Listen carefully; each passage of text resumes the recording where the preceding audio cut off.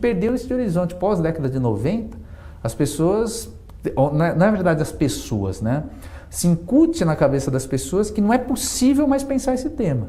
Ou seja, a gente tem que deixar de pensar esse tema, repensar o capitalismo, ou pensar o seu fim, etc., se tornou uma coisa ultrapassada, ou indevida, etc. E eu acho que qualquer pessoa analisando o início aqui do nosso século XXI, deveria se perguntar sobre os problemas que ela tem e quais são essas causas. E talvez começar a reexaminar o que é o capitalismo, qual a sua razão de ser, para onde está nos levando, etc. Só que, claro, também existe um outro dado nessa história, que é uma espécie de um trauma em relação às experiências socialistas do século XX, que foram realmente, várias dessas experiências tiveram consequências tenebrosas, isso não pode ser negado, mas justamente essas experiências, ao invés de nos permitirem repensar os erros que existiram ali, os erros que o capitalismo tem, para tentar pensar uma outra alternativa, não. Elas têm servido de um bloqueio. Como alguém tentou questionar o capitalismo e a experiência não foi boa, teve seus aspectos ruins, então não podemos nunca mais pensar nesse tema, né? E justamente quando a gente perde essa possibilidade, eu diria que a gente dá a volta e não consegue encontrar as respostas que a gente quer encontrar, que estão justamente no questionamento da natureza do capitalismo. Tá bombando aqui o ao vivo, né? Mandar um abraço pro nosso colunista Rubens Casara, juiz no Rio de Janeiro, tá assistindo com a gente. Professor Camilo, num cenário global a gente está meio dividido entre Estados Unidos e China, né? Brasil, a gente está sob a colonização dos Estados Unidos. Seria bom se a gente estivesse sob a colonização da China? Seria melhor? Na realidade o melhor é a gente não estar sob a colonização de ninguém, né? Mas é curioso que quando a gente observa a experiência chinesa, é importante para a gente notar o seguinte: como é que a China conseguiu chegar no patamar onde ela está atualmente e como é que ela vai conseguir chegar onde ela projeta estar, né?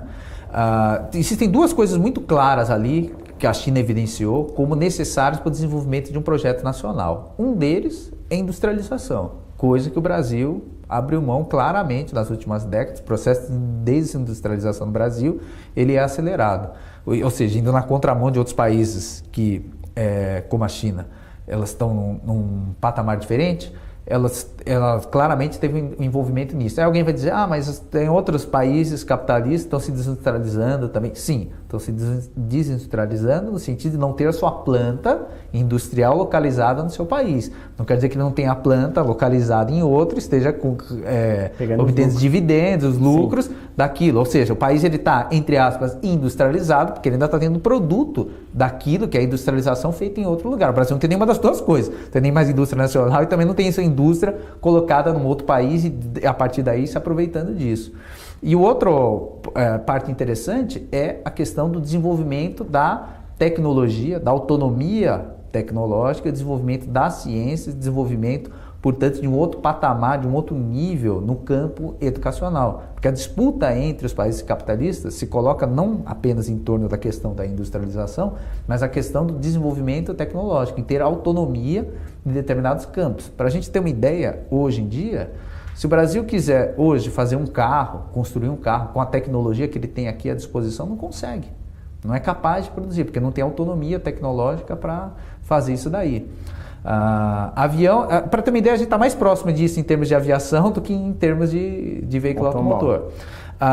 E o que observa claramente? O que a gente observa ali claramente na China? É uma tentativa de desenvolver autonomia em todos esses campos. Ou seja, de ser capaz de produzir um veículo, de ser capaz de produzir um avião, de ser capaz de produzir certos armamentos, por uma questão de soberania nacional, sem depender da tecnologia de nenhum outro país, ter uma autossuficiência em torno disso.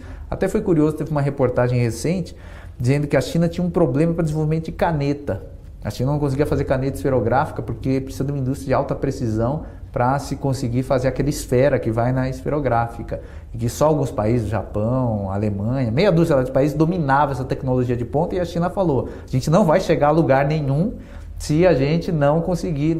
Claro, a questão não é a caneta, mas é a tecnologia para isso. Ou seja, e o que a gente nota? Que no caso do Brasil, a gente não está se desenvolvendo nem numa ponta, nem em outra, e pelo contrário, existem forças políticas no Brasil que não desejam o desenvolvimento dessa autonomia. Dou um exemplo quando se faz a discussão sobre qual é o tipo de ensino que tem que se desenvolver no país. A gente vê claramente que existem alguns políticos que dizem que o Brasil tem que ser um país de técnicos, onde o ensino técnico se desenvolva, o ensino superior não é tão relevante. Tem alguns que defendem isso claramente. Porque justamente o país que faz isso daí, ele fica subjugado pelo outro que tem a linha de ponta do ensino superior e de desenvolvimento de conhecimento nessa área. Ou seja, a gente não estaria bem colonizado nem por um nem por outro, mas se a gente tivesse um projeto de desenvolvimento nacional que passa, como eu disse, por essa questão da industrialização e pela questão do desenvolvimento tecnológico e desenvolvimento do conhecimento. E qual a análise